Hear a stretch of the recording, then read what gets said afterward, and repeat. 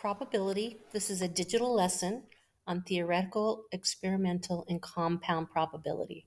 So it's a beginning lesson. On slide 2, you can copy this, print it, and have the students cut out and make their own number cubes if you don't have enough for the entire class. So that's kind of fun, and then they can glue on the tabs and glue it together. So it starts out with a lot of vocabulary. And we're just going to start with some of the vocabulary. So we're going to go over probability. You want to go through this with the students, an event, an outcome, theoretical probability, experimental probability, and sample space. So once you've gone through all that vocabulary with the students, and they can refer back to those previous 2 slides, they're going to be moving these terms into the correct place in the sentence frames. And that kind of just reinforces for them the vocabulary that they just learned. Then they're going to be looking at the likelihood of an outcome. So there are 5 choices. The likelihood of something happening could be impossible, it could be certain, it could be unlikely, could be likely, or equally likely. So students are going to be typing in which one of those terms. If it will happen 100%, they're going to type in certain. If it will probably not happen, it's going to be unlikely, never happen, impossible, and so on. Then they're given some actual scenarios. So, what is the likelihood of rolling a number under 7?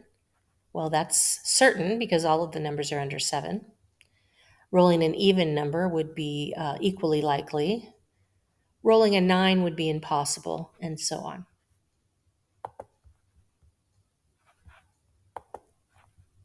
And then they're given a few more. What are the chances of getting heads? That when you're flipping a coin, that would be equally likely. And then there's just a fun one for the students. Chance of your teacher dancing on the desk. It depends on who your teacher is, I guess. And just some others scenarios. And then we go to theoretical probability. Well, this is the likelihood that something will happen. So we use a ratio. And if they're, for example, a bag of 20 marbles contains 6 blue, 4 red, 2 yellow, 5 green, and 3 purple. If you take a random sample, just choosing by chance, there's a theoretical probability of each color. So it first asks them how many marbles are there total. Well, there's 20, so they type in 20. How many are red? Well, there are 4 red. So that means the theoretical probability is 4 out of 20. And they're going to simplify that to 1 out of 5. And then they're going to do a few more on their own. Here they have another bag of marbles. What are their chances of choosing a blue? And it says here, make sure the answers are simplified for each one. And then we go into experimental probability. This is what happens when you actually do the experiment with repeated trials. And they're going to be comparing the experimental with the theoretical to see how close they are. So here we have a bag of M&Ms, and the students, this is the actual results of an experiment. So when the student did this, they chose 10 times, and these were their results.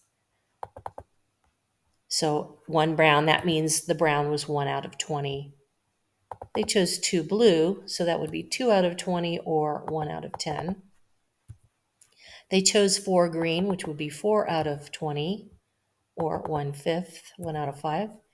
And then 3 reds would be 3 out of 20. So this is just the actual results after doing several trials. So then we're going to compare the two. They may not have the same results, but if you repeat the experiment several times, it should be close. So now the students are going to do their own experiment. Okay, they're going to roll their number cube 24 times. We already have the theoretical probability of choosing each number, be 1 out of 6. But the students are going to tally. So if they roll and they get a 1, they're just going to put a tally mark.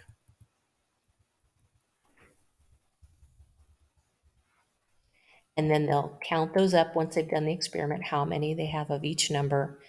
And then that experimental probability would be out of 24. So how many times did they get 1 out of 24?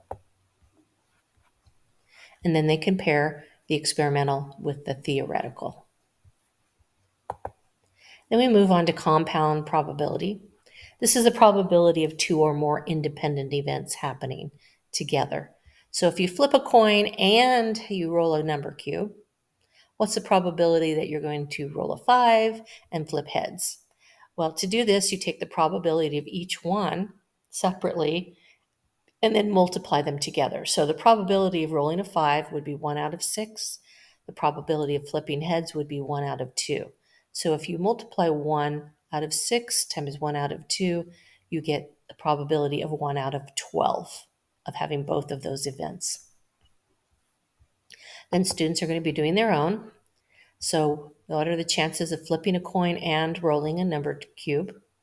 So the probability of rolling a 2 or a 3 would be 2 out of 6, which would be 1 out of 3. So we want to simplify. The probability of flipping tails would be 1 out of 2. And the probability of both of those events, we multiply them together, we get 1 out of 6. And then they've got another one to do on their own. Now we're going to take the remaining vocabulary words, put them into sentence frames again. And then the students are offered a challenge. Okay, I have a deck of playing cards, has 52 cards and have all of these different suits. What is the compound probability of randomly choosing a heart and rolling a 2? So the students have a challenge problem there at the end. So this is a beginning lesson on probability digital.